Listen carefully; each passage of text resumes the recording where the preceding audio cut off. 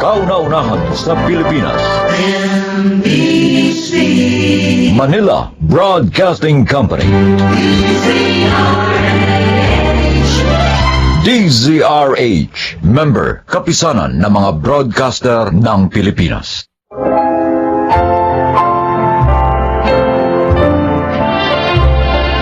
Magandang araw po mga kaibigan.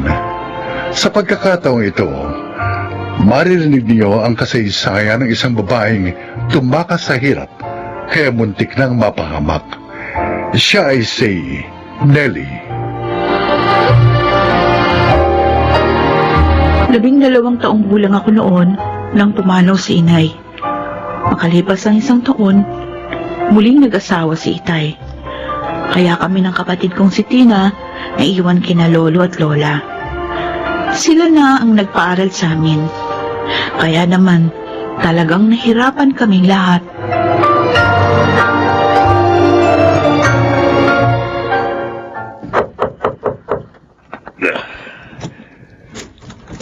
Mang Crispin, Oo. Magandang dalaga pa lang kumakatok. magandang umaga po. Mas maganda ka pa sa umaga, Nelly. Dala ko na po yung mga binili yung isda, yung bangus, dalagang bukid at saka lapu-lapu. Ba't ikaw ang nagdala? Kasi po may sakit si na Lola Conching tsaka si Lolo Tasio.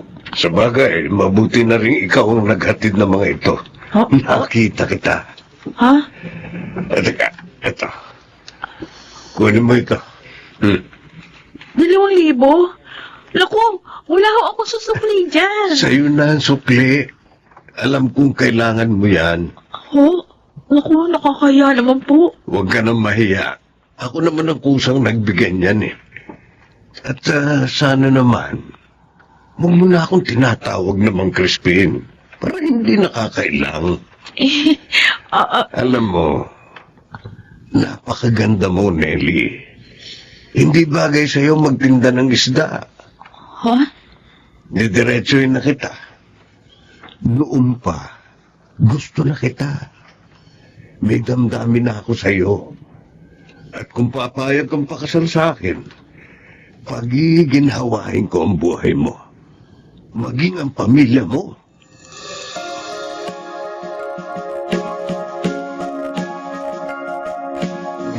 Sinabi niya yun sa iyo, Apo? Opo, Lola Conching. Nagulat nga po ako. Abay, loko mo yun ah. 55 na siya at ikaw lamang 20 anyos lang tapos liligawan ka? Aba, Ang haba po kasi ng hair ni ate, Lolo alam ko Tasio. anong mahaba. Kaya nakaka-attract ng rich eh. Ito talaga, Tina. Anong sabi mo sa kanya, Nelly? Sabi ko po, wala pa sa isip ko yung ganong bagay. Tama yun. Napakabata mo pa. Pagkatapos, Pero, sabi po niya, kung pakakasal daw ako sa kanya, giginawa tayong lahat. Oo, Opo. magagawa niya talaga yun. Kasi, mayaman na matandang yun eh. Ay, ate, pag pumayag ka, sabihin mo, bigyan ng maayos na bahay si na Lola. Aba. Pati tindahan at bigasan.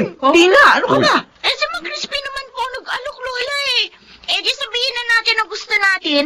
Kung magkakaroon kayo ng tindahan at bigasan dito, matutulungan ko kayo sa pagtitinda. Oo nga. Hindi na rin ako magtitinda ng isda. At saka, nakakapag-aral na ako sa kolehiyo. Ako, nangingis na pang mga mata mo. Huwag mong sabihin pakakasal ka sa taong yun. Ilang buwan pa lang siya dito sa lugar natin. Uy, tama ang lolo mo, Nelly. Aba, At saka isa pa, ha? Ay, mali. Napakasal ka sa isang tao upang makatakas lamang sa kahirapan. Dahil sagrado ang kasal, Kasi Apo. po, Lola, naisip ko, biyaya na yung lumalapit sa akin. O di po ba dapat, huwag ko lang palagpasin?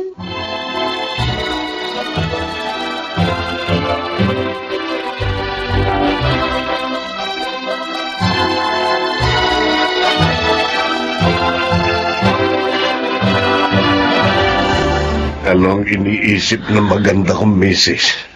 Ay kasi, akala ko, Crispin, Hmm. 1 linggo lang tayo dito sa Bataan. 3 linggo na tayo rito. Kailan ba tayo babalik sa Maynila? Hindi na tayo babalik doon. Ha? Dito na tayo. Maganda naman at malaking bahay ko rito. Pero, Hindi alam nila, Lola, nandito na tayo titira. Kasi sabi mo, doon sa bahay mo sa Quezon City lang. O, di sabihin mo na lang sa kanila. Ha? Tawagan mo. May cellphone ka naman. At saka hindi mo na sila dapat isipin. Bakit? Dahil binigyan ko na sila ng bahay at kabuhayan. Pati kapatid mo, binigyan ko rin na halagang magagamit niya sa kanyang pag-aaral. Kaya ako na lang ang dapat mong asikasuhin ngayon. Ang gusto ko sana mag-aral sa kolehiyo. Kasi pangarap ko rin na makatapos ang pag-aaral. Di ba sabi ko, ako lang ang dapat mong asikasuhin? Ako lang.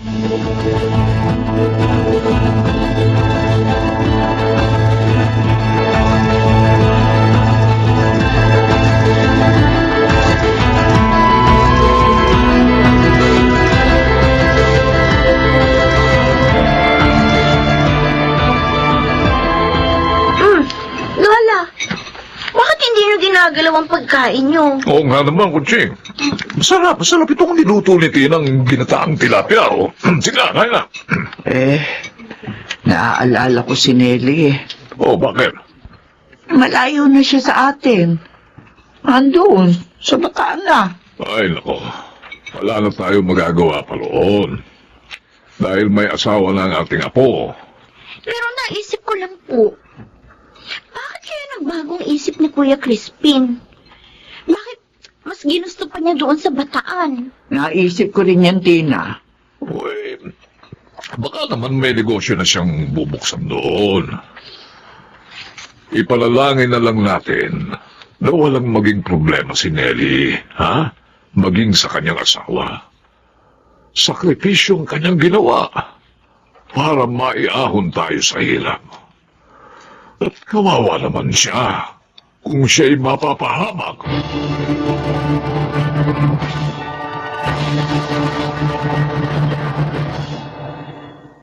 Ay, nako. Nakakapagod ang biyahe. Pero okay lang. Masaya naman yung birthday party ng kaibigan mo eh. Crispin, matagal mo na bang kaibigan si Gaspar?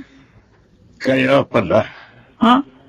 lahat ng sabihin niya, hagal pa ka ng tawa. Oh, Ang harot mo. sobra ka naman. Sakit mong magsalita. Para sa'yo, harot na ba yun? Oo, ang harot mo. Dapat sana, pumurmal ka lang. Uy, kaya lang naman ako sumasagot at tumatawa pag binibiro ako. Kasi nga, kaibigan mo sila. Ayoko nang may masabi sila sa atin. Aray ko? Tuwirang ka pa. Dahil nandun sinampal mo na ako. Kakakasal pa lang natin, ganito ka na. Dahil hindi ko gusto ang ginawa mo. At ang pangangatuwiran mo sa akin. Mula ngayon, hindi na kita isasama sa mga pupuntahan ko. Dito ka na lang sa bahay.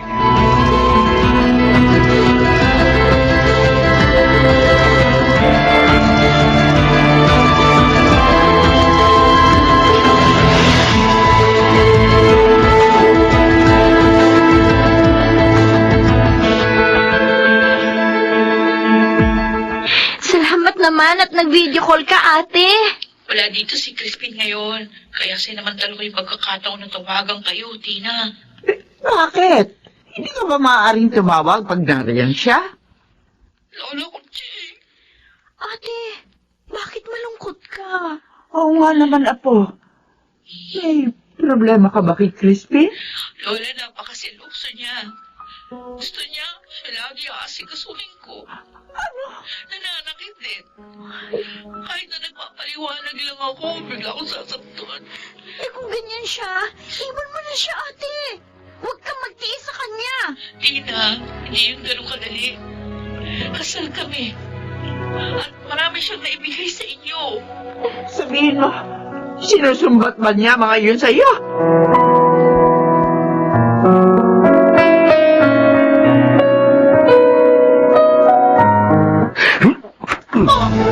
Aray!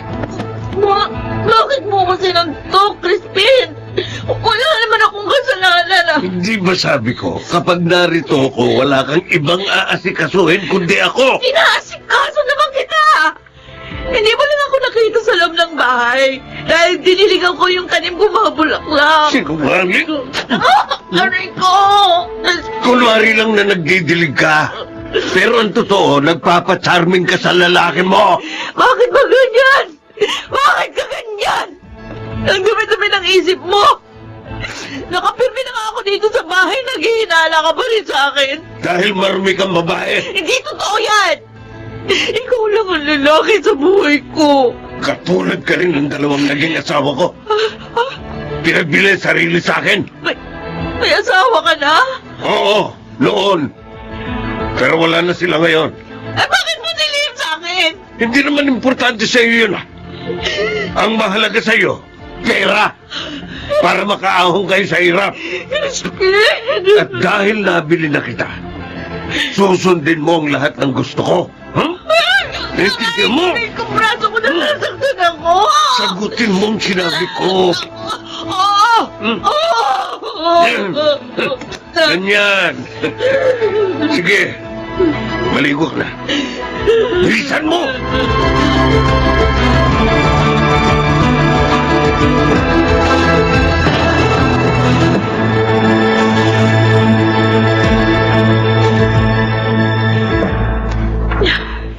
Umalis na naman si Crispin. Hindi ko alam kung kailan babalik. Pagkatapos niya akong saktan at gamitin. At ngayon, talagang nakakulong na ako dito sa bahay niya.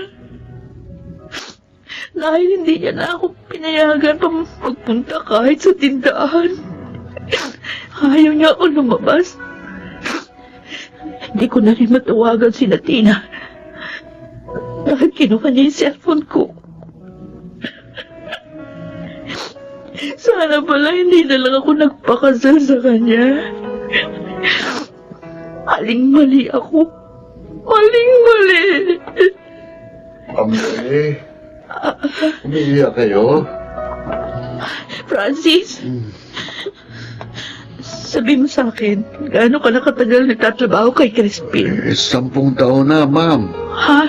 21 ako nang magsimulang magtrabaho kay Sir. O, di kabisado mo ng ugali niya.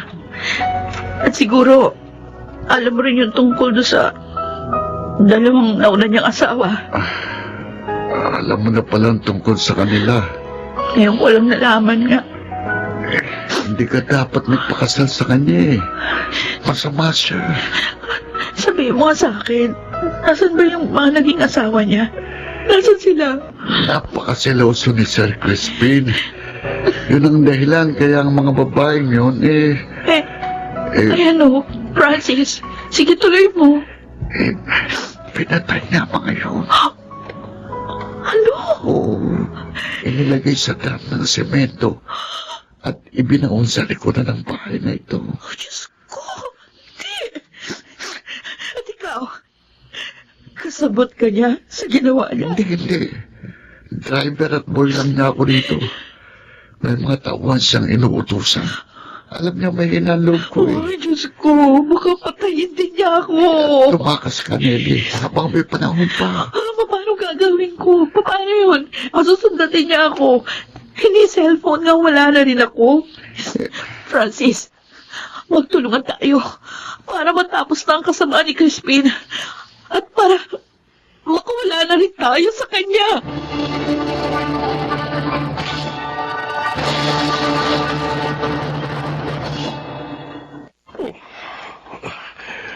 Bakit wala rito sina Francis at Nelly? Saan napunta mga ngayon? Walang yaka, Francis. Inagaw mo sa akin ang asawa ko.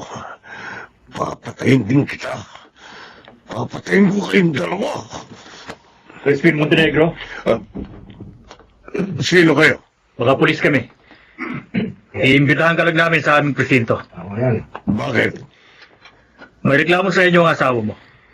At ang maging ang tawa ninyo si Francis. Makulang yan. Pinagtulungan ako. Hindi.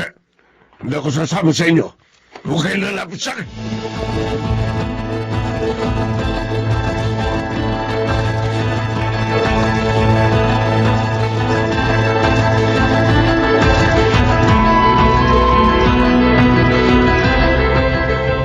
Lola Conching, bakit po malungkot kayo?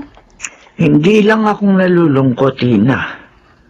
maging ang iyong lolo Tasyo.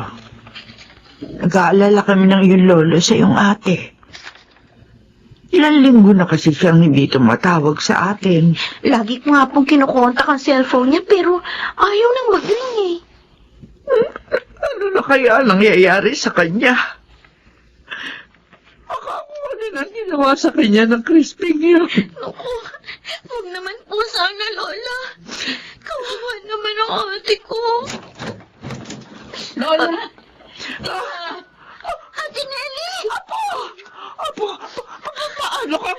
Patay na po si Crispin. Ano nangyari, ate? Inimbitahan siya ng mga pulis para sumama sa presinto. Pero sa halip na sumama, binunot niya ang kanyang baril. At nagbaril siya sa sarili. Diyos ko! Naguguluhan ako. Ano ba kasalanan niya para puntahan ng mga pulis? At saka, bakit siya nagpakamatay? Kukwento ko lahat sa inyo yan. Pero gusto kong malaman nyo, ang laki ng pasasalamat ko sa Diyos. Dahil bagamat nagkamali ako sa pagpapakasal kay Crispin, hinulungan pa rin ako ng Diyos upang makalaya sa isang kriminal.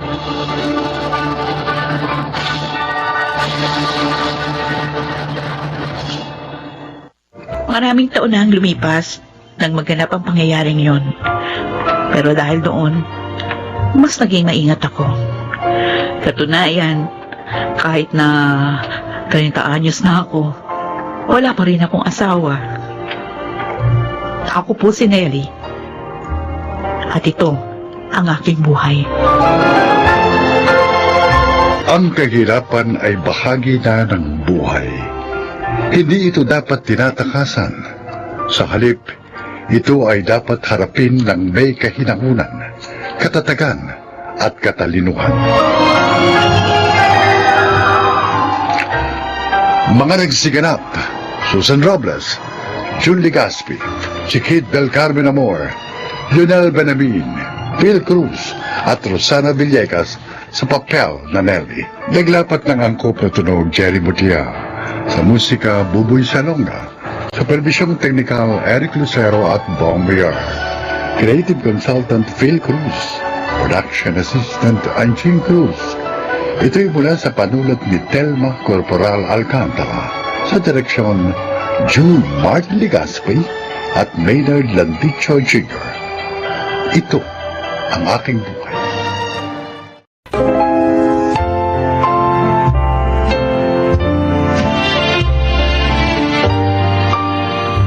Mga kaibigan, sa araw na ito ay maririnig po ninyo ang testimonya ng isang nilalang na nais ibahagi ang kanyang kwento upang kapulutan ng aral.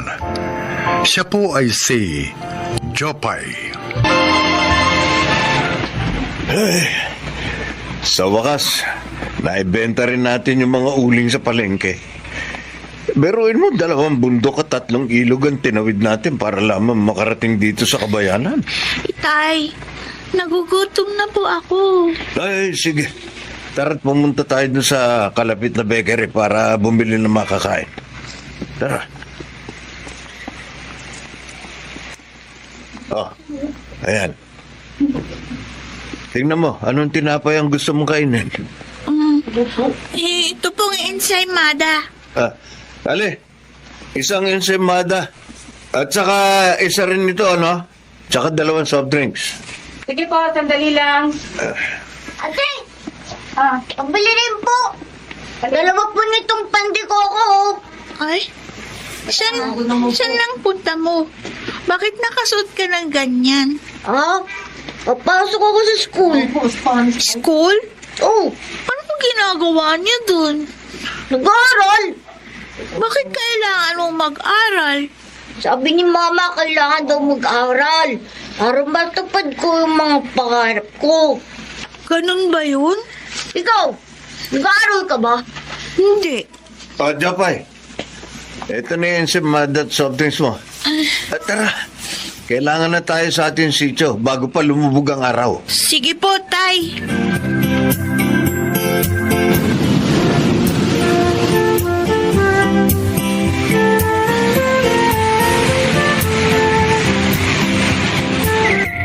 Jopay, anak. O, eto. Ito yung niluto kong pastil. Binalot ko na sa dahon ng saging para makain mo habang naglalakad ka papuntang eskwelahan. Salamat po, Nay. Sigurado po akong hindi ko mapapansin ang pagod sa sarap ng niluto niyo. Pero anak, palagi ka mag-iingat ha. Lalo na't 3:00 pa lang na madaling araw ngayon. Nagkalat pa rin ang mga mababangis na hayop sa paligid. Huwag po kayong mag-alala. Palagi naman po akong may dalang kawayan na may tusok sa dulo. Sakaling lusubin ako ng mababangis na hayop, maipagtatanggol ko po ang aking sarili. Ay, Oh, alis na agad yung anak mo. Opo, Tay. 6:00 po ng umagang pasok ko. 3 oras po ang lakaran mula dito hanggang sa eskwelahan namin. 2 bundok at 3 ilog ang kailangan niyang tawirin para lamang makapag-aral. Bakit naman kasi kailangan pa niya mag-aral? Bakit hindi na lang siya tumulong sa atin sa paghahanap buhay? Tumutulong naman siya sa atin. At saka, hayaan na natin ang anak mo sa pangarap niya makapagtapos ng pag-aaral. Pag nakatapos po ako ng pag-aaral, makakahanap po ako ng mas magandang trabaho at malaki po ang maitutulong ko sa pamilya. Hindi matutupad yung pangarap mo. Sa lugar natin, ni isa, walang nakatapos ng pag-aaral. Ang importante lang, marunong ka magtrabaho at dumiskarte. Mabubuhay ka na. Ay, siya. Sige na, Jopay. Umalis ka na. Baka mahuli ka pa sa pagpasok. Sige po, Nay. Tay, alis na po ako.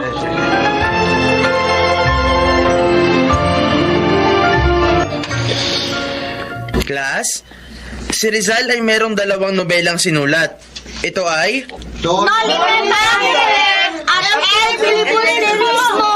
Tama kayo. Jopay, halos kalahating oras ka nang late sa klase ko ah. Teacher Bart, pasensya na po. Hindi na po mauulit. Sa susunod, agahan ko po pag alis sa bahay. Pagod na pagod ka. Pumunta ka muna doon sa upuan mo at magpahinga ka. Opo, Teacher Bart.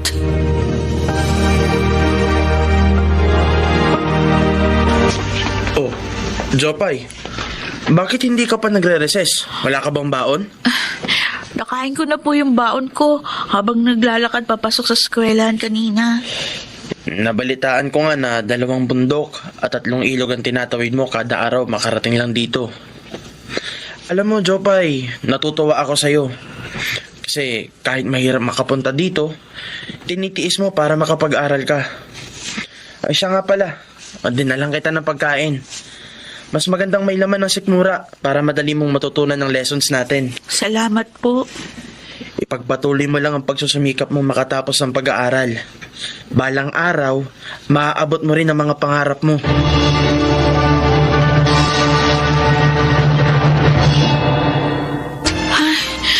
Ginabi na ako ng uwi. Lakas kasi ng ulan kanina. Hindi tuloy ako makadaan. Masyadong maputik yung mga bundok at mabibilis ang agos ng tubig dun sa 3 ilog. Kailangan ko patuloy magpatila. Nandito na ako sa tapat ng barong-barong namin. Bakit kaya madilim? Walang tao. Jopay! Ay, Ako, mabutit dumating ka na! Mang Ramon! Alam niyo po ba kung nasaan sina Inay at Itay? Yun nga sasabihin ko sa'yo ngayon. Ang nanay mo natagpuan ng tatay mo na nakahandusay sa loob ng bahay nyo. Ha? Ayun, kasama sina kumparing Ingo at Manoy.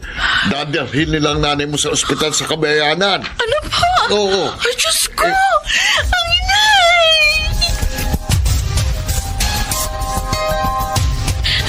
Kumusta na kaya si Inay? Diyos ko po, huwag niyo sana siyang pabayaan. Sana iligtas niyo po siya. Ay, eto na pala sina Itay at mga lalaking kapitbahay namin. Buhat-buhat nila si Inay na nakaupo sa itinaling kumot sa kawayan. Anak, narito na kami. Nay! Ay, salamat sa Diyos! Buhay kayo!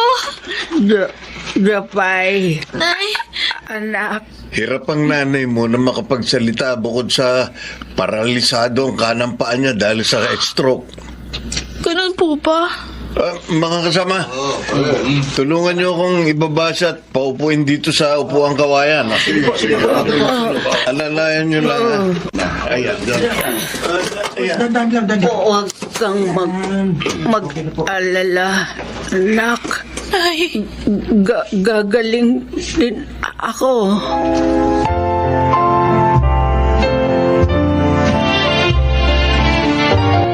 ayan. Naubos niyo na po yung niluto kong lugaw para sa inyo, Nay. Nabusog po ba kayo? Salamat, anak. Pasensya ka na kung nahihirapan ka sa pag-aalaga sa akin. Wala po yun. Mabuti naman at inaalagaan mo nanay mo.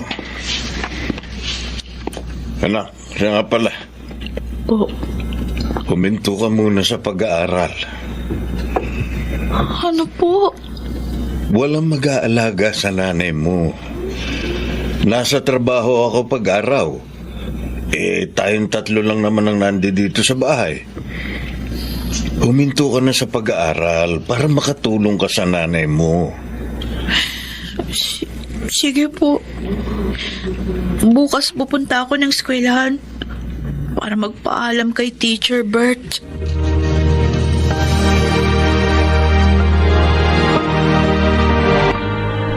Teacher Bert, titigil na po ako sa pag-aaral para maalagaan ko po ang nanay ko na may sakit.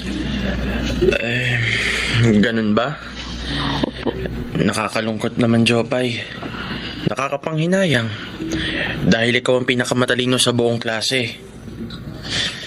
Pero naiintindihan ko kung bakit gusto mong huminto sa pag-aaral. Maraming salamat po. Dahil naging mabuti po kayo sa akin. Mamimiss ko po kayo, Teacher Bert. Ako rin, Jopay. Mamimiss din kita. Kung mapagdesisyonan mong bumalik ulit sa pag-aaral, lumapit ka lang sa akin. Tatanggapin kita ulit sa klase ko. Ayan. Nay, naigagalaw nyo na yung kanang paan nyo. Tsaka bumabalik na rin sa normal ang inyong bibig. Nawawala na po yung iwi. Dahil yan sa pag-aalaga mo sa akin ng ilang buwan. Nagpapasalamat ako sa iyo at sa Diyos kasi nadugtungan ang buhay ko. Konting panahon na lang at makakalakad na uli kayo. Oh, anak. Tay, Eto, nakabili na ako ng gamot ng nanay mo. ay, pagod na pagod kayo, Tay. Magpahinga po muna kayo. Inuutang ko yan sa kaibigan ko doon sa Kabayanan. Sabi ko babayaran ko siya pag nakabenta ulit tayo ng uling. Pero Berto, malaki na ang utang natin sa mga kapitbahay at kakilala natin. Uy. Hindi na natin mababayaran lahat yun. Ako na ang bahala doon. Hahanap ako ng paraan. Si Jopay baka pwedeng makatulong sa'yo. Uy, sino mag-aalaga sa'yo kapag nagtrabaho si Jopay? Naigagalaw ko ng mga paa ko. At bumalik na sa normal lang ang pagsasalita ko. Makakaya ko na ulit mag-isa dito sa bahay. Uy, ano Jopay? Kaya mo bang maguling? Sige po. Tutulong po ulit ako sa inyo sa pag-uuling. Pero susubukan ko rin po maghanap ng trabaho sa Kabayanan para medyo malaki po yung sasahurin ko. Ano naman trabaho ang papasukin mo kung sakali? Kasambahay po.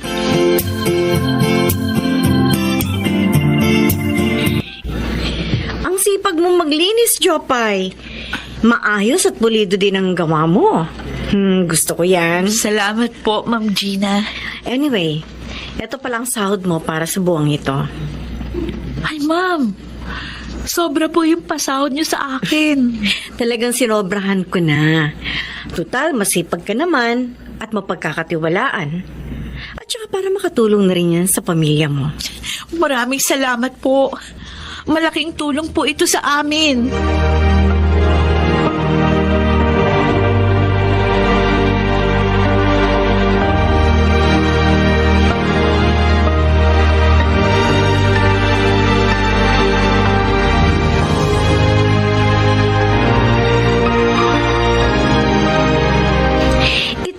eskwelahang pagmamayari naming mag-anak.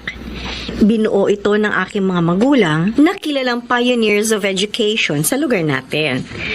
Anyway, we offer basic education from kinder to junior high school. But last year, nag-open na rin kami for senior high school. Ang laki po ng school ninyo, Ma'am Gina. At maraming mga estudyante. Buti pa po sila. Nag-aaral. Gusto mo bang bumalik ulit sa pag-aaral? Opo. Pangarap ko pong makapagtapos ng pag-aaral para makahanap po ako ng magandang trabaho at umasenso ang buhay ng aming pamilya. Alam mo, Jopay, sa 7 buwan mong pagsisilbi sa akin, tinuring na kitang parang tunay na anak. Handa akong suportahan ang mga pangarap mo. Talaga po, Ma'am Gina? Oo, pag-aaralin kita hanggang sa makatapos ka ng kolehiyo.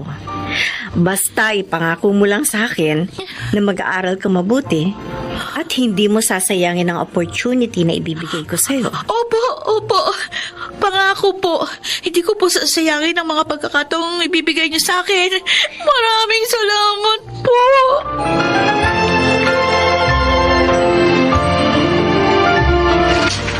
Sinong inaabangan mo? Ay, syempre ang anak natin.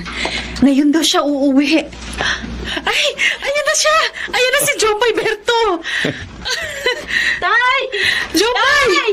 Anak! Nandito na po ako! Anak! Anak, kumusta ka na? Ay, ito po. Ayos naman po ako. Kayo po ni Itay. Oh, huwag kang mag-alala sa amin ng nanay mo. Maayos naman kami dito. Buti naman at bumisita ka uli dito. Namiss ka namin. Namiss ko rin po kayo. Oh, Ay, ang anak ko. meron pala akong papakita sa inyo. Ito po pala yung report card ko at saka medal. Top 1 po ako sa klase ngayong 4th quarter. Talaga, anak? Naku, magandang balita yan. Napakatalino mo talaga, Jopay. Ipinagmamalaki ka namin ng nanay mo. Tama. Ito rin po pala yung perang sinahod ko kay Ma'am Gina. Ha? Obo. Ang laking halaga nito, anak. Sobra-sobra po yan sa pagkain at mga gamot ninyo. Maraming salamat, anak. Malaking tulong mo sa amin ito. Oy, siya nga pala. Nag-usap na kami ng nanay mo tungkol sa pag-aaral mo. Oo nga. Ibinibigay ko na sa iyo ang buong suporta ko. Pasensyahan mo na rin ako kung hindi kita sinuportahan dati. Basta kung kailangan mong tulong, nandito lang kami ng nanay mo, ha? Lumapit ka lang sa amin. Opo, Itay. Salamat po sa inyo ni Inay. Pangako, isasama ko po kayo sa pag-asenso ko. Bahalang araw.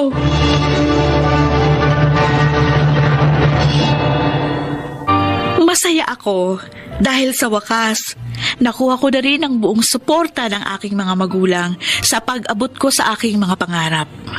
Sa kasalukuyan, nasa grade 11 na po ako at isang honor student. Oo, malayo pa ang aking lalakbayin para tuluyan kong maabot ang aking pangarap.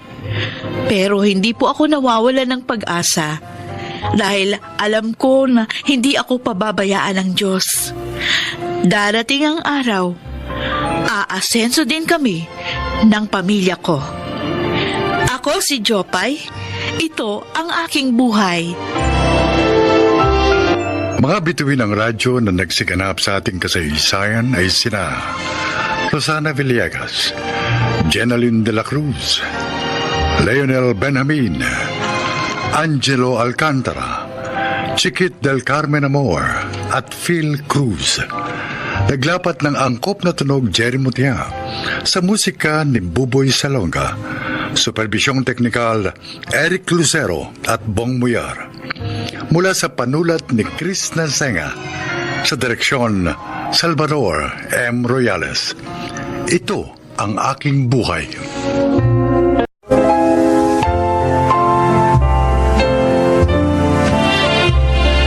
Mga kaibigan, pakinggan Pakinggan po natin ngayon ang isa pang natatanging kasaysayan na ilalahad sa atin ni Angela. Lumaki ako sa kasabihang, kasal muna bago sex. Iningatan ko ang aking pagkababae at pinangako ko sa aking sarili na hindi ko ito bibigay hanggat hindi ako kinakasal.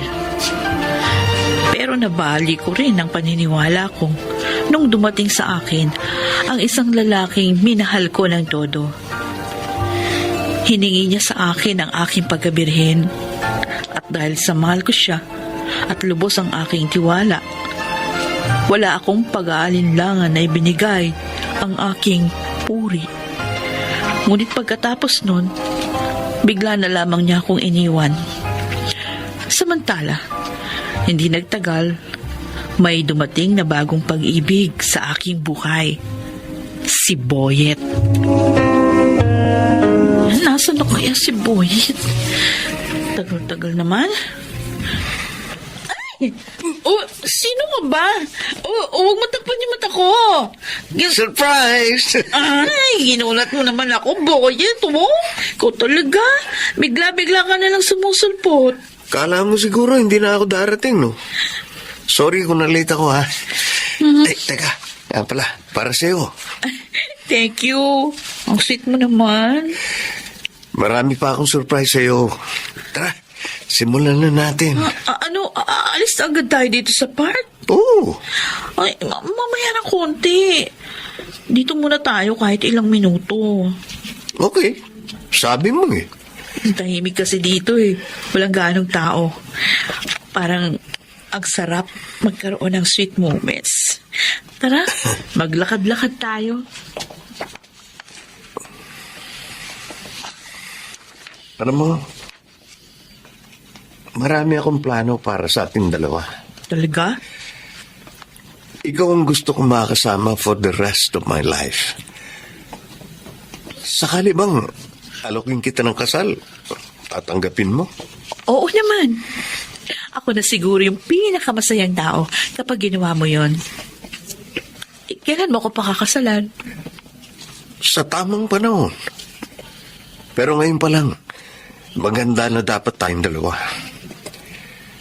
Basta, maging tapat lang tayo sa isa't isa. Sisiguruhin ko sa iyo na magiging masaya ang relasyon natin.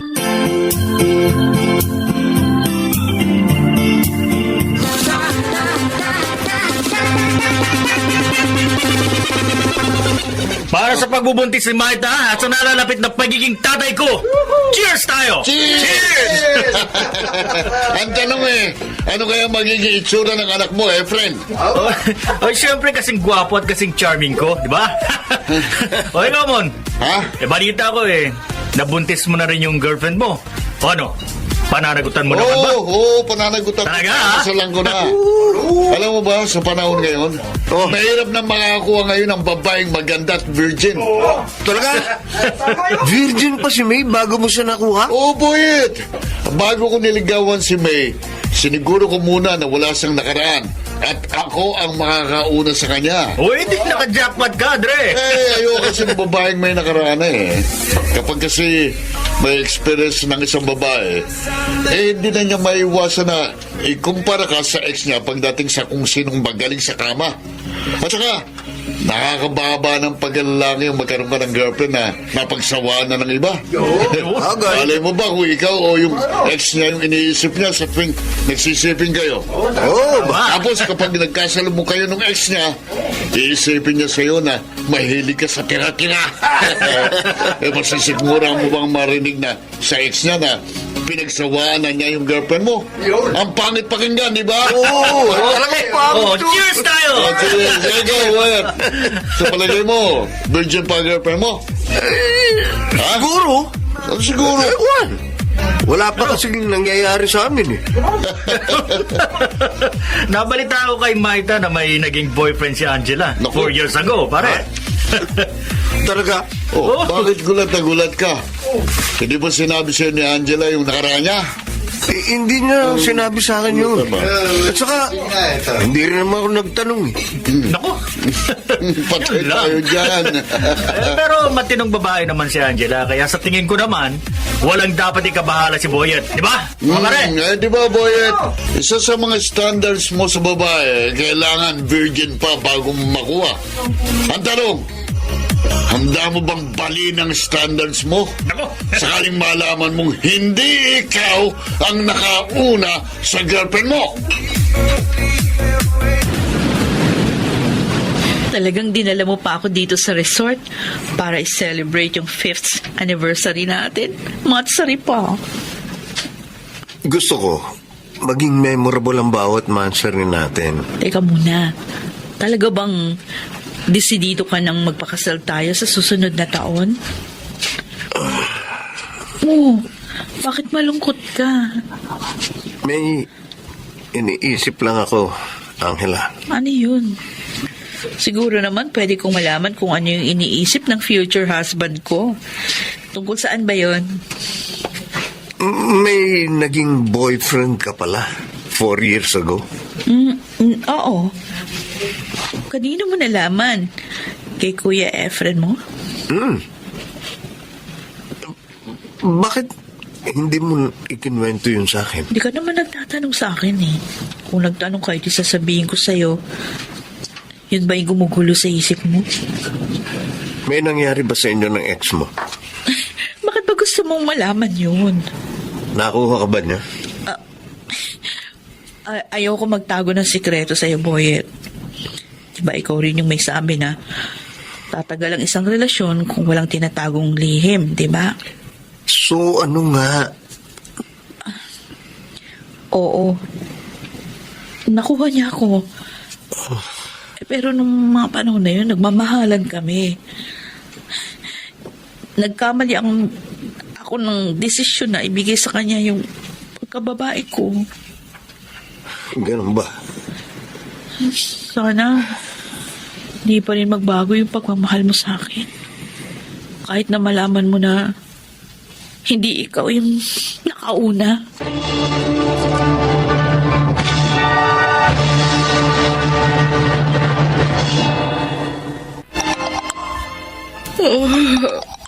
May nag-text. Sino naman ito? Si Boyet pala. Ano to? Mag-break na tayo? Diyos ko. Ano to? Ano tong tinext niya sa akin? Tatawagan ko nga si Boyet.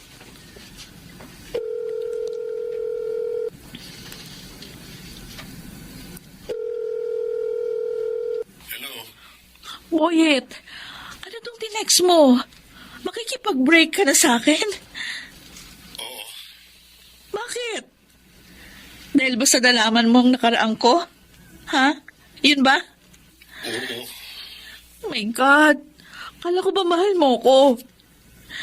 Sabi mo pa sa akin, handa kang tanggapin anong man ang meron. Siguro nga, nasabi ko yun sa'yo. Pero hindi ko pala kayang tanggapin. Makikipag-break ka sa akin dahil lang sa nakaraan ko? Napakababaw mo naman. Mababaw na ako, mababaw. Pero hindi ko talaga kaya magmahal ng babaeng nalawayan na ng ibang lalaki. Grabe ka naman. Bakit ka ganyan? Minahal naman kita. Nagpakamabuting girlfriend naman ako sa'yo. Oo, meron nga siguro ako nakaraan, pero maniwala ka sa akin, pinagsisisihan ko na yun.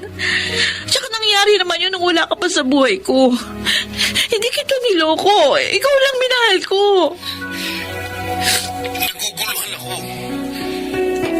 Mahal kita pero hindi ko kayang tanggapin yung nakaraan mo. Hindi mo talaga ako mahal. Napaka-immature mo. I'm sorry. Patawarin mo ako. Pero mas mabuti pang tapusin na lang natin ang lahat ng namamagitan sa atin. Hindi ako ang lalaki para sa'yo. At hindi ikaw ang babae para sa akin. Bye. Boyet! Sandali! Boyet!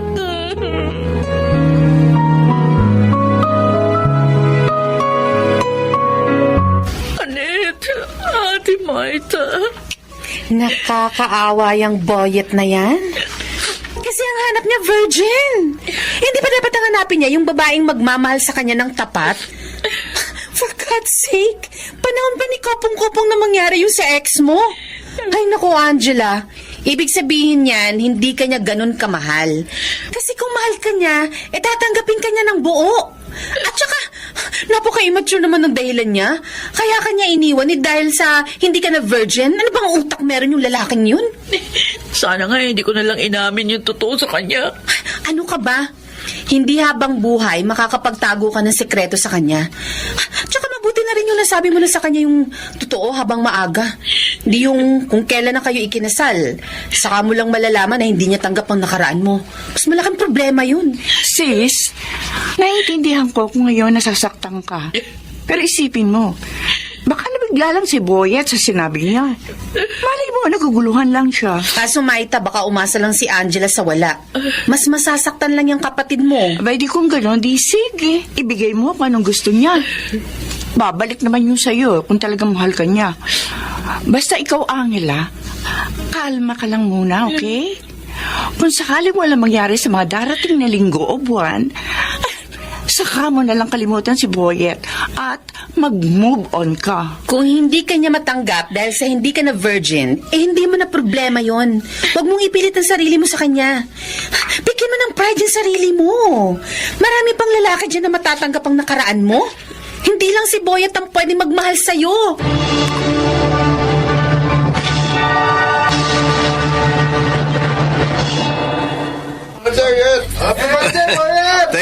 Thank you guys.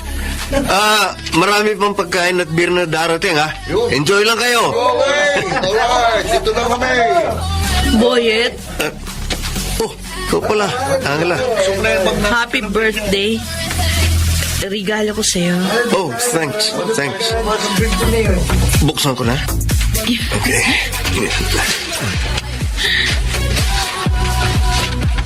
Oh. Wow.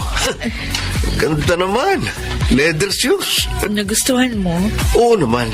Maganda. Alam mo pa rin yung gusto ko ha. Siyempre, di ko makakalimutan yun. Ay, sandali. Angela ha. Ah? Dumating na siya eh. Sino? Si Risa. Fiancé ko. Fiancé mo? Oo. Nagpaplano na kaming magpakasal ni Risa. Talaga? Oo. Congratulations kung ganon.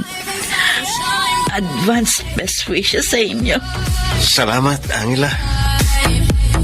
Oh, ano naman ang naramdaman mo nung nakaharap mo yung babaeng pinalit sa'yo ni Boyet? Siyempre, masakit pa rin sa akin. Kung tutuusin naman, Annette, mas maganda ako doon, ano?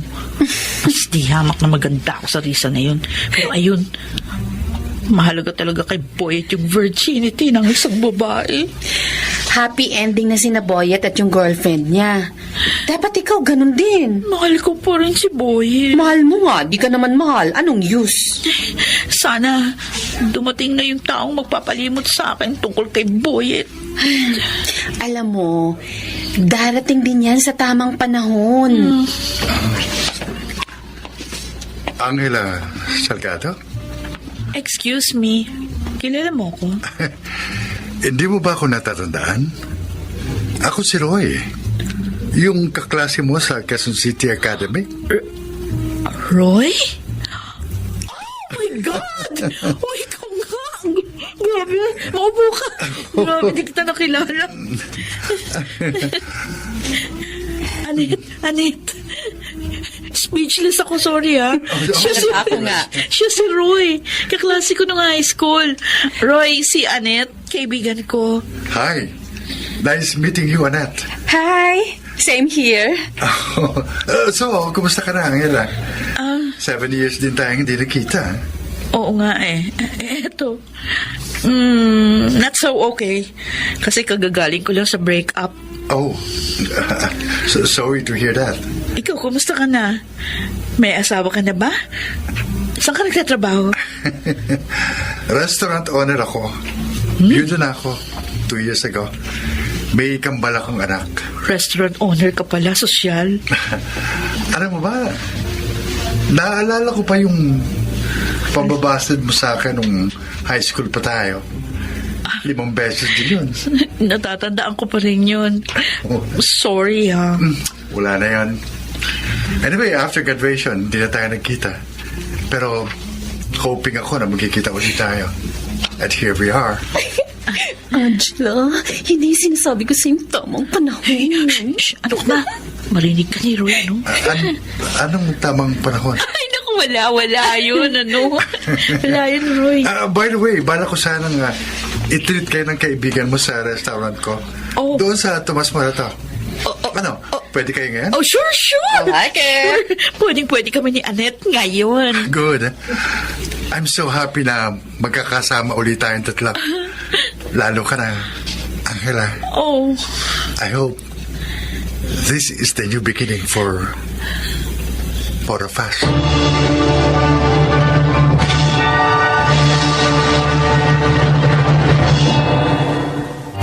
To make the story short, si Roy ang aking Mr. Right. Tanggap niya ang nakaraan ko. Sa ngayon, kasal na kaming dalawa at meron na kaming anak. Ang buong akala ko noon, wala nang tatanggap sa akin pagkatapos ng mga nakaraan ko. Pero nagkamali pala ako dahil meron merong magmamahal sa'yo at dadating siya sa tamang panahon. Ako si Angela. Ito ang aking buhay. Ang kwento ni Angela ay nagpapatunay lamang na kahit ano pa ang iyong nakaraan, ay matatanggap ka ng taong tunay na nagmamahal sa iyo. Mga nagsiganap: Yunel Benamin, Jenaline de la Cruz, Maynard Landicho Jr., Susan Robles, Phil Cruz, at Rosana Villegas sa papel na Angela. Naglapat ng angkop na tunog Jenny Mutia, sa musika ni Boboy Salonga, supervisyong teknikal Eric Lucero at Bong Muyar, creative consultant Phil Cruz, production assistant Anching Cruz. Ito'y mula sa panulat ni Krishna Senga, sa direksyon Salvador M. Royales. Ito ang aking buhay.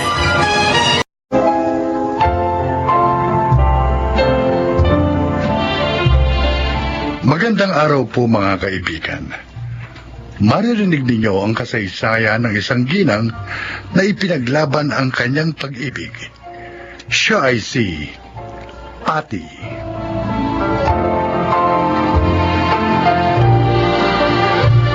"12 years na kaming kasal ni Benji.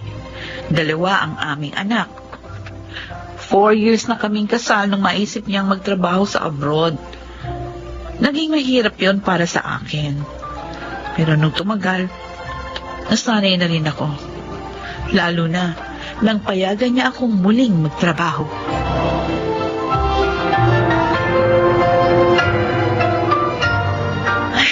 Mano po, inay. Ay, dumating ka na pala, anak. Ba, mukhang masaya ka. Talagang masaya po ako kasi meron na akong bagong trabaho. Ha? Ay, salamat naman. At may nangyari din sa pag-apply mo ngayon. Sinabi ko naman po sa inyo, di ba madali ako makakahanap ng trabaho. Kaya nga, hindi ako natakot mag-resign sa dati kong pinapasukan. Ay, oo nga. Ay, kaya lang, pang-anim na kumpanya mo na ito, anak. Hindi ka malamang abutin ng 2 taon sa isang kumpanya. Alam niyo naman ang dahilan kung bakit, hindi po ba? Oo, natutuwa naman ako. Dahil napagtagumpayan mo ang mga pagsubok na dumating sa iyo. Eh kaya lang, paano kung dyan sa bago mong trabaho ganun uli ang mangyari?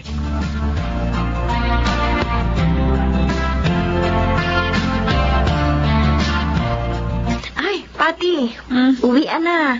Bakit hindi ka pa nag-aayos ng table mo? Mauna ka na, Celine. Tatapusin ko lang itong report na ibibigay ko bukas kay Sir Ador. Ikaw naman. You can do that tomorrow morning. Hapon pa naman yung kailangan eh. Tatapusin ko na ngayon. Para wala na akong problema bukas. Sobra ka masipag, ha? Kaya tuloy pati si Sir Ador. Impressed na impressed sa'yo. Ha? Oo, totoo yung sinasabi ko. In fact, niyayaya niya tayong magmerienda ngayon. Ha? Kaya halika na, magligpit ka na.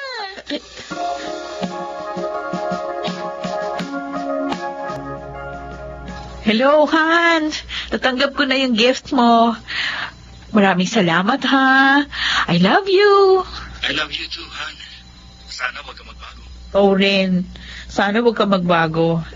At sana rin sa mga susunod na wedding anniversary natin. Kasama ka na namin ng mga bata. Kasi miss ka na namin. Darating din ang panahon yun. Pero ngayon, samantalahin muna natin ang mag-ipon. Para sa future natin. Okay. Oh, Han, mag-iingat ka lagi dyan, ha? Huwag mong kalilimutan na lagi manalangin. Dahil lagi ka rin namin pinagdadasal dito.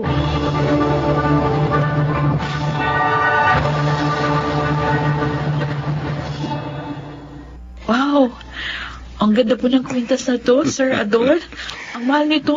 Para sa iyo yan, Pati. Ano po? Pero sir, ang mahal ho nito. Higit pa riyan, ibibigay ko. Basta para sa iyo. Oh, Sir Adol. Didiretsuhin na kita.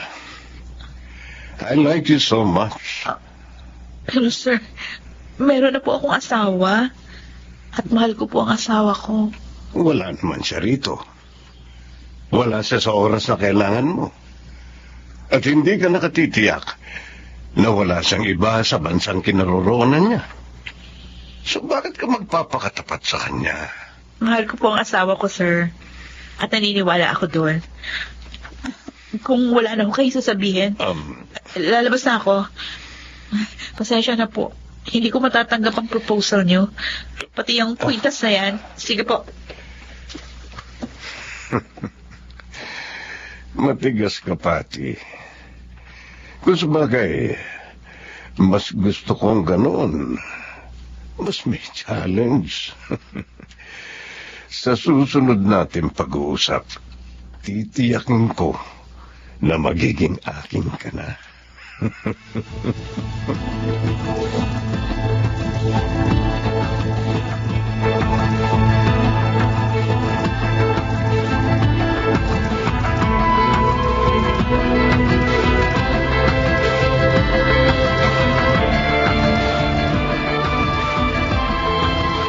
Ay, dapat kinuha mo yung alahas. Ano? Sayang yun, Pati. Si Lynn, hindi pwede. Pwede ko tinanggap ko yun. Iisipin ni Sir Ador. Gusto ko rin makipagrelasyon sa kanya. Oh, wala namang masama doon ah. Oh, yung si Lynn naman eh. Ang mga lalaki nga nagkakaroon ng relasyon sa iba. Kaya okay lang. Kung maging ganun din tayo. Pero hindi ko talaga kayang gawin yun. May takot ako sa Diyos. Para mo naman sinabing wala akong takot sa Diyos. Pati nagpapakatotoo lang ako. Ang yaman ni Sir Adorno. Swerte ka. Dahil nagustuhan ka niya. At mahal ko si Benji. Hindi ko magagawang magtaksil sa sinumpaan namin.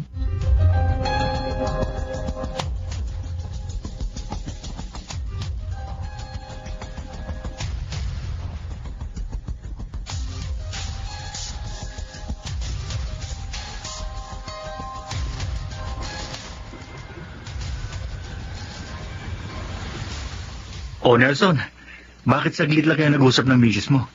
Hindi kami nagkausap. Wala siya? Oo. Hindi ko makontak ang cellphone niya eh. Kaya ang anak kong panganay ang tinawagan ko. Saan daw nagpunta? Ewan. Hindi rin nila alam eh. Naiinis nga ako. Dahil sabi ng panganay ko, madalas gawin yun ng nanay nila. Naghihinala tuloy ako ng hindi maganda. Nelson, pag-usapan niyo na maayos ang problema. Huwag daanin sa init ng ulo. Kayo ba ni Pati, ganun din? Sa kabutihan pala, hindi. Maayos ang komunikasyon namin mag-asawa. Hindi na kami basta nagtatawagan. Nagtitext at nagchat-chat din kami.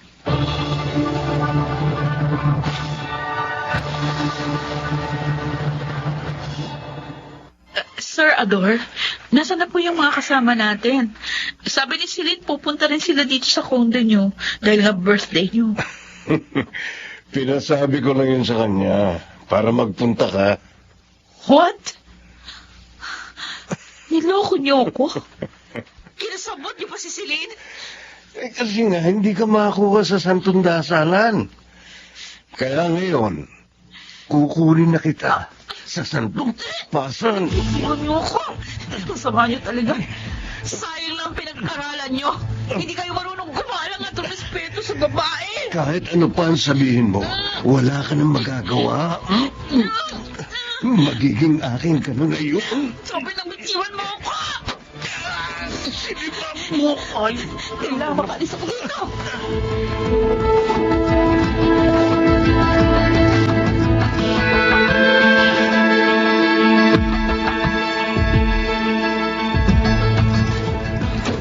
Inay! Inay! Bakit ka umiyak, Pati? Ano nangyari sa iyo? Si Sir Ador! Yung pinuntahan mo sa kondo dahil birthday niya ikamo? Oo, nagpunta kasi ko doon dahil sabi niya dadating din yung mga office mate ko. Eh, hindi naman pala. Nagsinungaling siya. Ano? Niloko ka niya? Opo. Pagdating ko doon, kaming dalawa lang yung naroon. Ang sama talaga niya. Anong ginawa niya sa iyo, anak? Sabihin mo, magre-resign na ako sa kumpanyang yon. Ayoko na.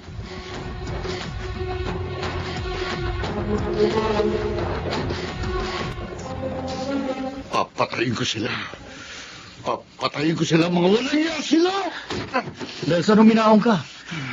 Bakit ka ba nagkakaganyan? Sino ba nakaaway mo? Sumulat sa akin ang panganay ko. Napakasakit ang sinabi niya sa akin, Benji. Bakit? May nangyari ba sa misis mo? Iniwan niya sa nanay ko mga anak namin.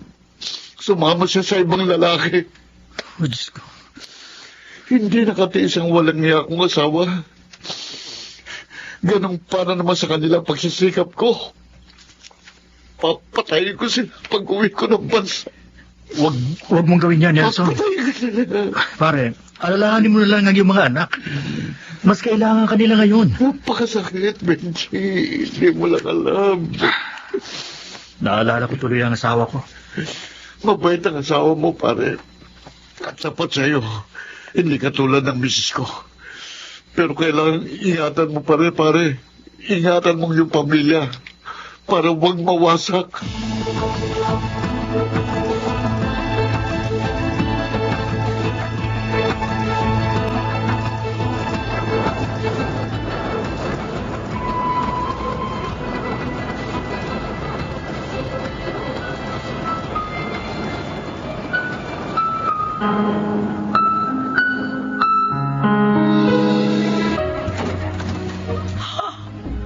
Benji! Akala ko next month ka pa darating. Sinadya ko talagang sorpresahin ka, mahal. O ano, kumusta ka na ngayon? Nag-alala ko nang sabihin mo sa akin na masamang ginawa sa'yo ng boss mo. Nag-resign na ako doon, Han. At saka wala na rin akong plano magtrabaho pa. Kasi yung unang 5 kumpanyang pinasukan ko, may mga nanligaw sa akin, kaya nag-resign ako. Tapos ito pang pang-6, ang pinakamalala. Pinagtangkaan akong halain ng boss ko, kaya nga ayoko nang maulit pa yon. Kaya hindi na ako magtatrabaho pa. Dito na lang ulit ako sa bahay. Han, salamat. Ipinaglaban mo sa tukso ang pag-ibig natin. Tama yun, Han. Tulungan mo na lang ako sa plano kong buksang business. You mean? Hindi ka na babalik sa abroad? Oo. Ayoko matulad kay Nelson na hiniwalayan ng asawa. Ayoko masira ang pamilya natin, Han. Oo, salamat naman. Salamat at naisip mo yan. Promise, ibubuhos ko ang lahat ng nalalaman ko para matulungan ka sa magiging business natin.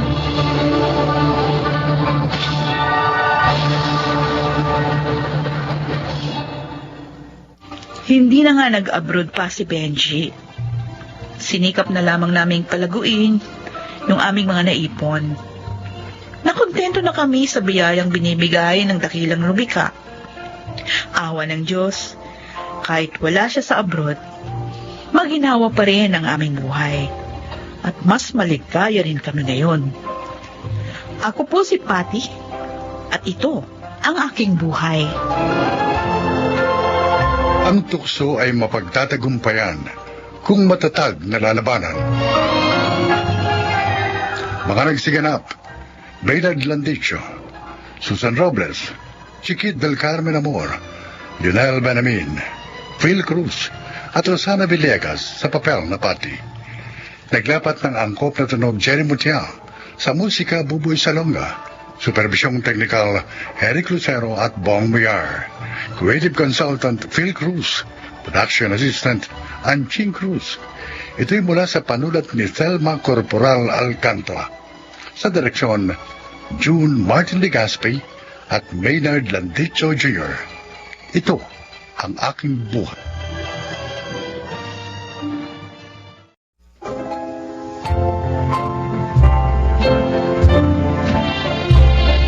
Magandang araw po mga kaibigan. Maririnig nyo ngayon ang kasaysayan ng isang ginang na halos mawala ng pag-asa. Siya ay si Alona.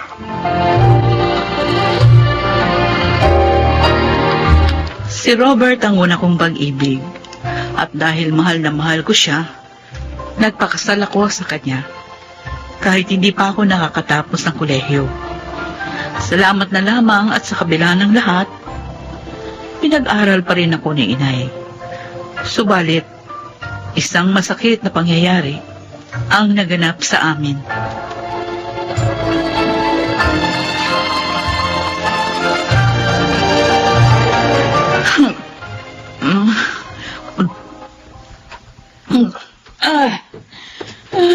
Alona, anak, Ay, tama na yan. Ang dami mo nang nainom. hayaan niyo lang ako. Gusto kong malimutan ang ginawa sa akin ng walang iya ko. Asa ako Kapag nagkasakit ka, lalo ka lang pagtatawanan ni Robert at ng babae niya. Lalo na pag nawala ka. Napakasakit.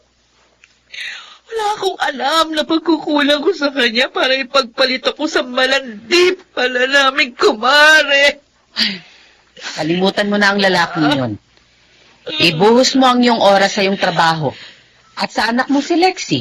Madaling sabihin yan. Pero ang hirap gawin. At anong gusto mong mangyari? Ang mawala ka dito sa mundo, ganon? Inay. Anak, kapag nangyari yun, makapagpapakasal na si Robert at ang kabit niya. At Chuck, kukunin din niya ang inyong anak. At baka pag malupitan pa ng kabit niya ang anak niya. Hindi ako makapapahig na mangyari yun kay Lexi. Hindi. Kaya nga, maging matatag ka. At huwag kang patalo sa kabiguan mo.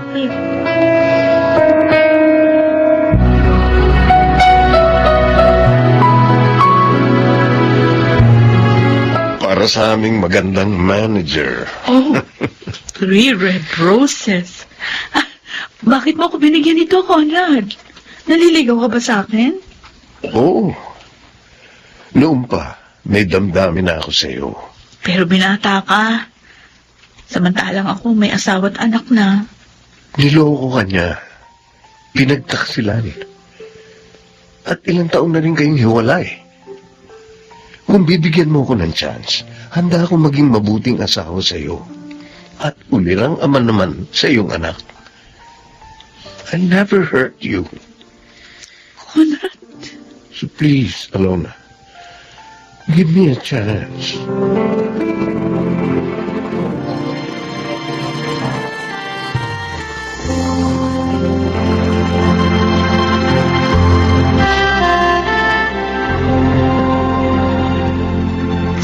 Oh, eto pa ang kanin at ulam, Fredo. Salamat po, Nay. Masarap itong luto nyo, ha? Hindi ako nagluto niyan. Ang bunso mong kapatid, si Alona. Galing ako doon kanina sa kanila. At ayan, pinadalan nga tayo ng ulam. Kumusta naman ho siya? Maayos naman. Siguro nga si Conrad ang para sa kapatid mo. Nakita mo naman, 3 taon na silang nagsasama. Pero masaya pa rin sila ni Alona. Ganun ho ba? Kain pa. Kung ganun ho, talagang wala siyang alam. Ha? Bakit? May alam ka bang masamang ginagawa ang bayaw mo? Si Conrad, Nay. Oh. Tulad din siya ni Robert. Papaero din siya. Ano? Totoo pong sinasabi ko. Pinagtataksilan ni Conrad ang aking kapatid.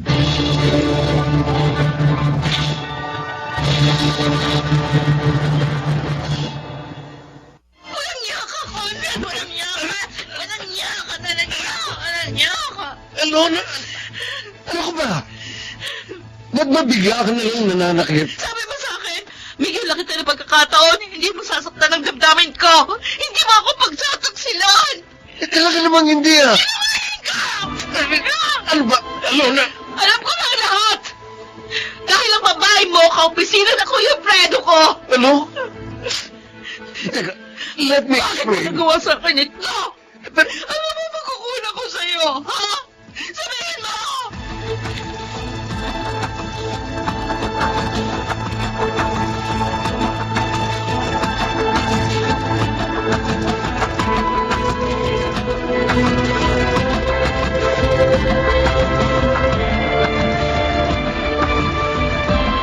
Oh, Lexi, ano bang nangyari? Bakit pinapunta mo agad ako dito sa inyo? Lola Tonya, Oh. naapoy po ng lagnat si Mami. Ha? Pinaiinom ka po siya ng gamot sa lagnat pero ayaw naman po niya. Ano? Kaya nga po tinawagan ko na kayo. Ay, pambihira yung mami mo, oo. Eh, si Carlo, anong ginagawa? Napatulog na po ng yaya niya. Lola, nag-aalala po ako kay Mami. Ay, Siguro po kaya siya nagkakaganon. Sobra siya nasakto sa ginawa ng daddy ni Carlo. Lola, tulungan po ninyo Mami ko.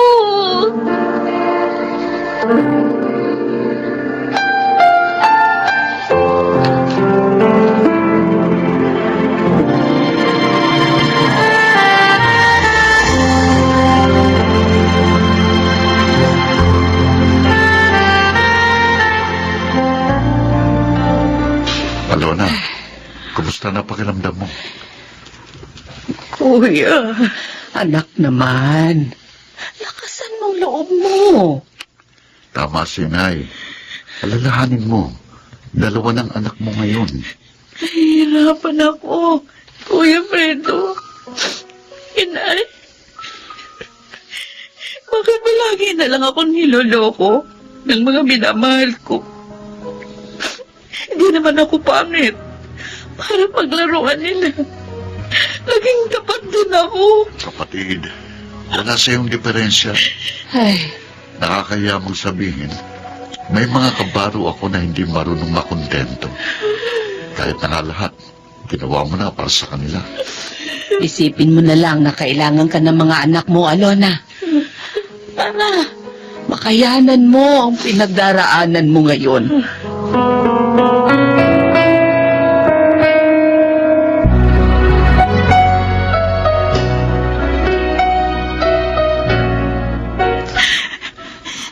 Ang kutsilyo ito.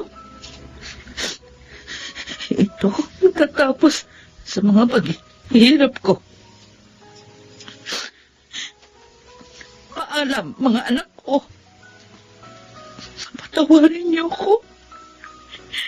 Mahina ako. Kaya tatapusin ko na ang kahinaan at paghihirap ko. Akin ang kutsilo nila! Lexi! Hindi anong kutsilyo! Hindi po! Hindi ko ito bibitiwan! Akin na sa amin yan! Lexi! Sugatan ka! Nadugo ang mga kamay mo, anak! I'm sorry. I'm sorry. Hindi ko na sadyang masugatan ka. Hindi po, Mali. Masakatan ako. Basta wag lang po kayo mawala sa amin ni Carlo. Kumawa lang po kayo. Isama niyo na rin kami. Anak ko! Hindi po namin kayang mabuhay na wala kayo, Mami.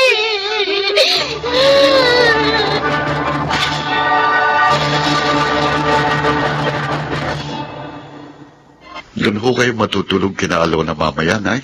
Oo, anak. Walang kasama ang mga pamangkin mo.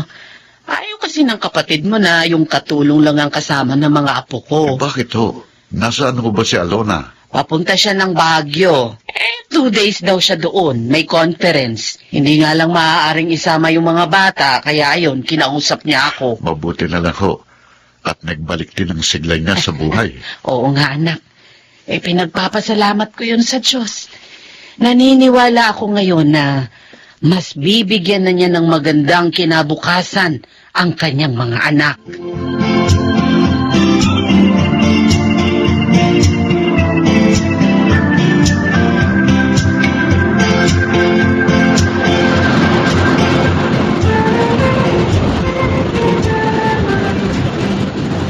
Talaga, Carlo?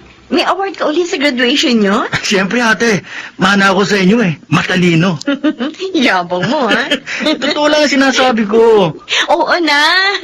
I'm sure matutuwa si Mami pagdating niya dahil sa good news mo. Yun naman talaga ang gusto natin, di ba ate?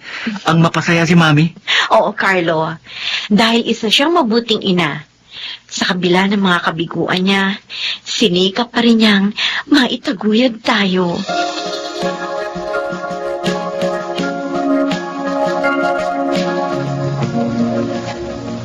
Gusto mong doon muna ako sa bahay niyo, Alona? Opo sana, inay. Bakit? Mga apo niyo, sinasama ako magbakasyon sa Japan. Oh, ay talaga. Opo. Nagulat nga ako nung sabihin nila yun sa akin kagabi. Ilang araw kayo doon? 1 linggo. Oh, sige. Ay, napakapalad mo talaga sa mga apo ko. Mula nang magkaisip sila, hindi ka nila binigyan ng problema. Totoo po yun. Pawang karangalan at kaligayahan ang ibinigay nila sa akin. Lalo na si Lexi. Iniligtas niya ang buhay ko nung nagtangka ako magpakamatay noon.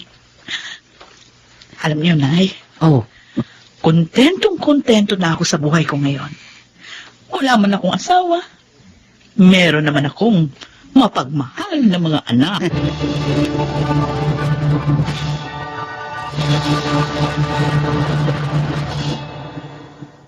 May pamilya na ngayon si Lexi at tanging si Carlos na lamang ang aking kapisan. Ganon pa man, hindi sila nagbabago sa pagmamahal at paglingap sa akin. Gusto ko lang sanang tawagan ng pansin ang mga magulang na nakikinig. Kahit mabigo kayo sa pag-ibig, huwag niyong pababayaan ang inyong mga anak. Dahil sa inyong kabiguan, sila ang inyong kaaliwan. Ako po si Alona at ito ang aking buhay. Lahat ng kalungkutan ay may katapat na kaligayahan. Maging matatag ka lamang sa pagtitiis. Mga nagsiganap, Phil Cruz, Jeneline de la Cruz, Chiquit del Carmen Amor, Maynard Landicho, Junel Benamin, at Rosana Villegas sa papel na Alona. Creative Consultant, Phil Cruz. Production Assistant, Anching Cruz. Ito'y mula sa panulat ni Selma Corporal Alcantara. Sa direksyon, June Martin Legaspi at Maynard Landicho Jr. Ito ang aking buhay.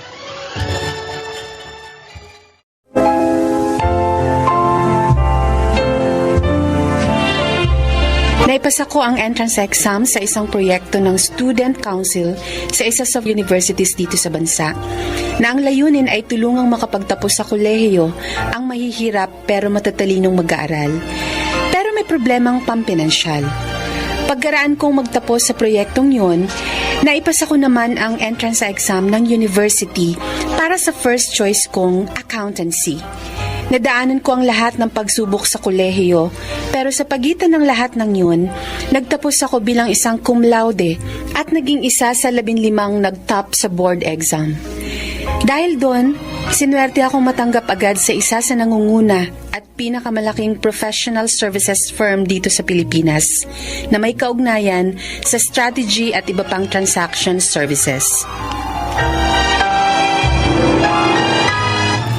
Ngayon may trabaho ka na, abay pwede ka nang bumukod, anak.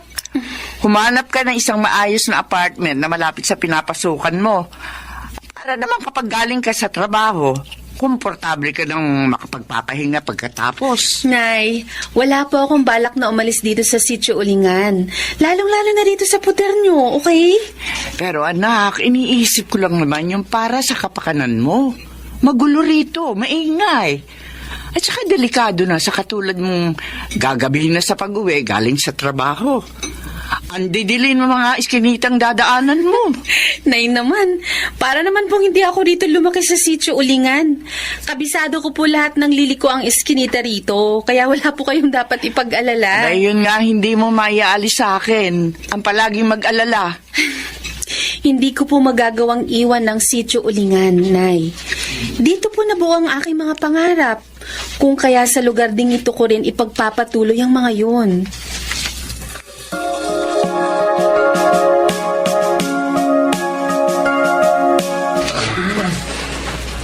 Mabuti pa kayo, Mang Ramil. Nakatapos na sa pag-aaral si Melody at may maganda na ring trabaho ngayon. Pwede na lang kayong mag-sitting pretty kung tutusin. Magsusunog at magsusunog pa rin ako ng mga kahoy para gawing uling, Mando. Nasa sistema ko na ang trabahong to, kaya hindi ko na ito maihihiwalay sa katawang ko. Ako kasi nasa elementarya pa lang si Aiza. Kaya talagang matagal pang bubunuin ko ng pag-uuling para mairaos ang pag-aaral niya. Huwag kang mainip. Mabilis lang ang panahon. Basta mabuhay lang tayo sa isang araw kung paano natin hinaharap ang mga bagay-bagay.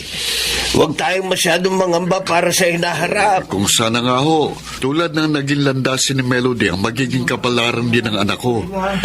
Hindi na nga siguro ako mag-aalala para sa kanyang kinabukasan, Mang Ramil. Isa kang mabuting ama, Mando. Pasasaan ba't magbubungang yung mga pagsisikap para sa iyong anak? Dagdagan mo lang ng marami pandasal.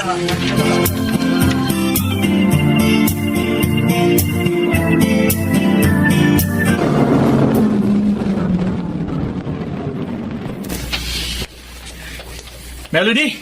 Oy! Julian, ikaw pala! Tara, sabay na tayo maglakad papasok sa sitio. Alo, kumusta na nga pala yung in-applyan mong public school malapit dito? Tanggap na ako.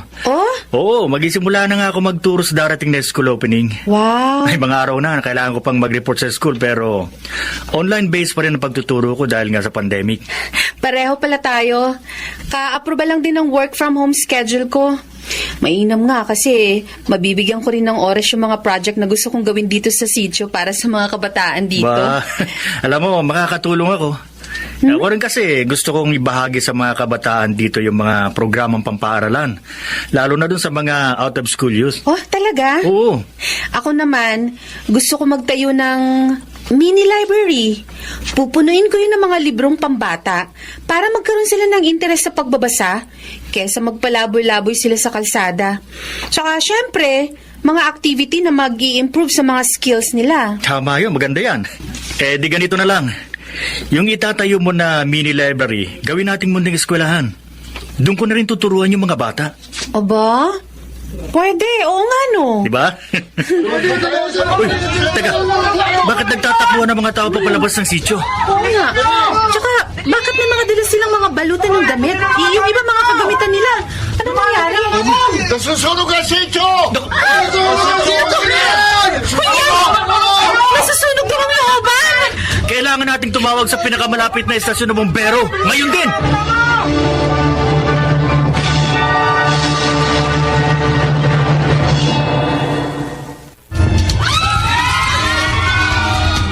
Mando! Abutan mo ako ng tubig sa timba! Kailangan natin tulungan sa magpatay ng apoy ang mga bumbero! Kahit sa pamamagitan ng patibay-timbang tubig lang! Oo, Mang Ramil! Ito! Abutin ko isang timbang tubig! Pag may dumaan kapitbahay, patulungin mo sa pagiging ng tubig! Oo, Mang Ramil!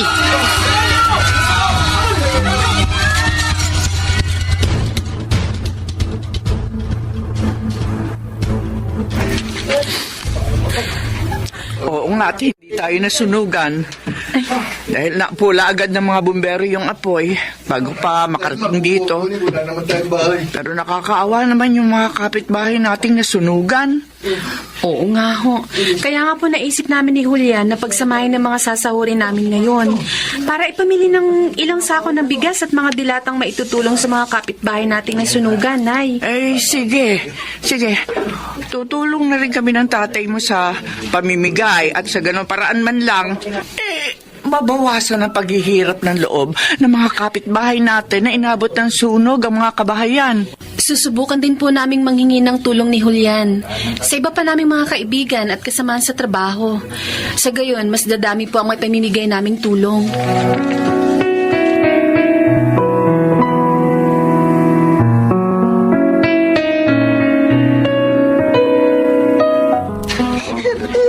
Liza, bakit ka umiiyak? Ang totoo, kanina pa kita hinahanap para ibigay sa'yo itong hamburger na dala ko para sa almusal mo. Kunin mo. Kasi po, pati mga gamit ko sa pag-aaral nasunog pong lahat, Kuya Julian. Paano pa po ako mag-aaral? Huwag kang mag-alala. May binili na kami mga school supplies para sa'yo. Saka para sa ibang mga bata mag-aaral na nasunugan dito sa sityo. Talaga po, Kuya Julian? Oo. Kaya huwag ka na malungkot, ha? Dahil hindi ka namin pababayaan ng ate Melody mo. Hindi ka mahihinto sa pag-aaral, okay?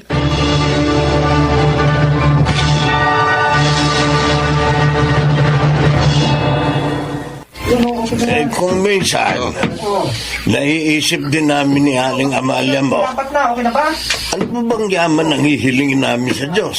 Samantalang, binigyan naman niya kami ng isang mabait at mapagkalingang anak tulad ni Melody. Hindi lang ho kayo mapalad sa mga kabaitan ni Melody, mga Ramil. Yung pagsubaybay at pangangalagang iniukol niya sa anak kong si Aiza. Pinasasalamatan ko yun ng malaki. Ang totoo, nabawasan ang pag-aalala ko para sa kinabukasan ng anak ko. Sino-sino pa ba magtutulungan dito sa sityo? Kundi tayo rin. Oo.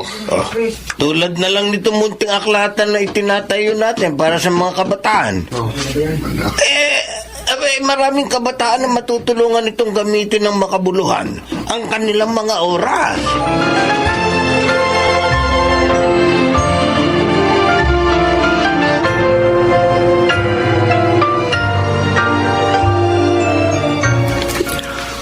Aiza, ang aga mo rito sa library,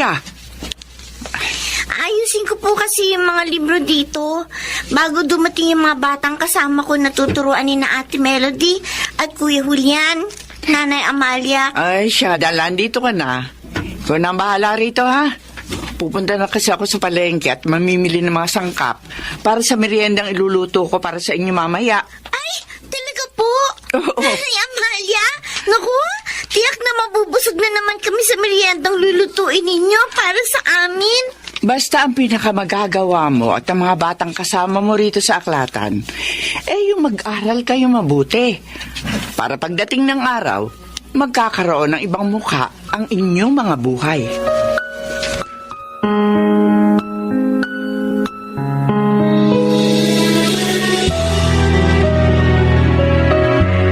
Melody, nakita mo ba ang kislap sa mata ng mga batang tinuturuan natin kanina? Dito sa munting eskwelahan? Oo nga, Julian.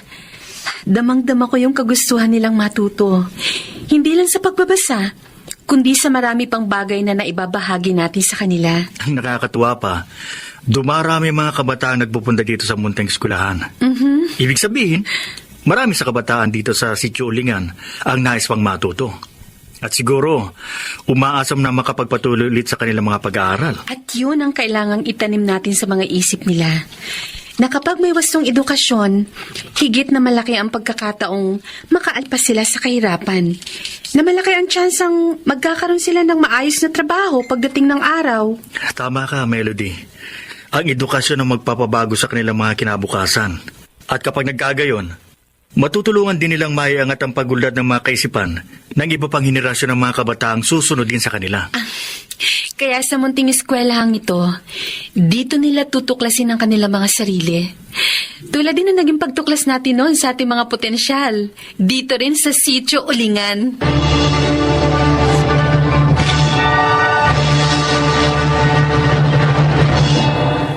Siguro nga, ang pagmamahal ko sa lugar na kinagisnan ko at sa mga taong nasa paligid nito ang pinakapangunahing dahilan kung bakit hindi ko to maiwan. Dahil para sa akin, ang pagdamay at pakikiisa sa kanilang mga saloobin ang lalong nagbibigay inspirasyon sa akin upang tulungang maiangat ang kanilang mga kaisipan at pamumuhay. Ako po si Melody, na hindi natatapos ang mga pangarap para sa mga kabataan sa Sitio Ulingan. At ito ang aking buhay. Ang edukasyon ay tila sandatang panghabang buhay na kip-kip ng bawat tao na magagamit sa paglalakbay sa mahabang biyahe ng buhay. Kung wala ang edukasyon, mahihirapan ang sino man na abutin ang kanilang mga pangarap at layunin sa mundong ibabaw.